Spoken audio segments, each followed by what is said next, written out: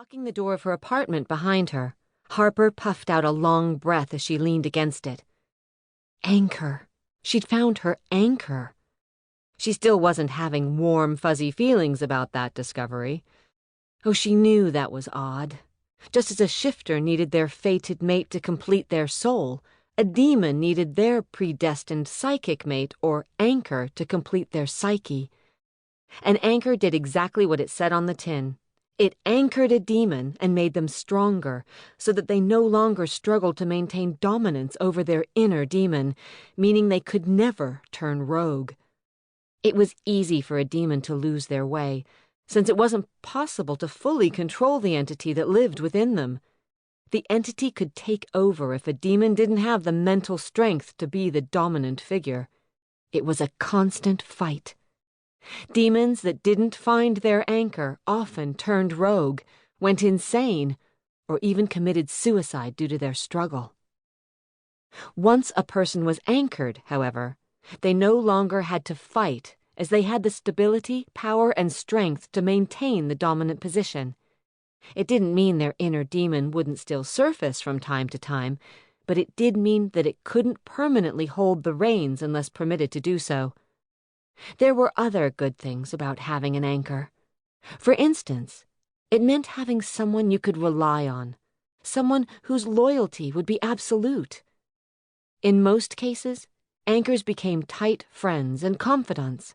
They would protect, support, and defend their anchor if necessary. It was instinctual. However, there were downsides. Anchors could be possessive and overprotective, which often also caused them to be annoyingly meddlesome. Additionally, demons could find it mentally uncomfortable to be away from their anchors for long periods of time. There was also the fact that if a demon died, it was very psychically painful and draining for their anchor if the bond had been formed. That psychic pain could be bad and long-lasting in some cases. When Harper had been a little girl, the idea of having an anchor, someone who would protect her and always be there for her no matter what, had been thrilling. Of course, that could have been a lot to do with the fact that neither of her parents were anyone's definition of dependable. Not once in those girly daydreams had she envisioned an anchor who was anything at all like Knox Thorne.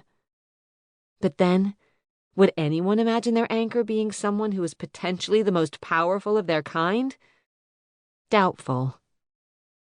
Despite knowing that about him, Harper didn't fear him.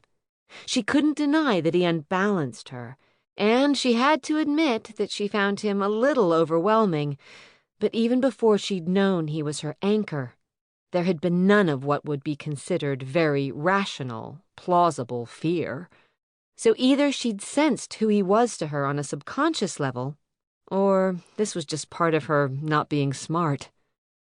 Still, she couldn't say she was eager to bond with him, not just because of all she'd heard about him, but because there was no doubting that Knox Thorne would be hard to have as an anchor. Just 15 minutes in his company was enough to tell her that he was controlling, authoritative, and wanted what he wanted exactly when he wanted it. He'd interfere in her life and dictate to her. Being that she was stubborn, willful, and contrary, traits she was proud of, she'd drive him insane. Having spent most of her life traveling with an emotionally immature nomad for a father, she'd taken most of her leaps in life all on her own. She had become so independent that she found it both difficult and uncomfortable to have people do things for her. Being alone was her comfort zone. It was what she knew. That kind of thing didn't go hand in hand with having an anchor like Knox Thorne. There was also a little complication she would bet that Knox wasn't aware of. Something that could mean he would decide not to accept her as his anchor anyway. She supposed she'd find out soon enough. In the meantime, she needed to know more about him. Settling on the sofa, she pulled out her cell phone and dialed a familiar number. "Hey, Grams." "Hello, sweetheart." Jolene Wallace might be a bossy, meddling master manipulator.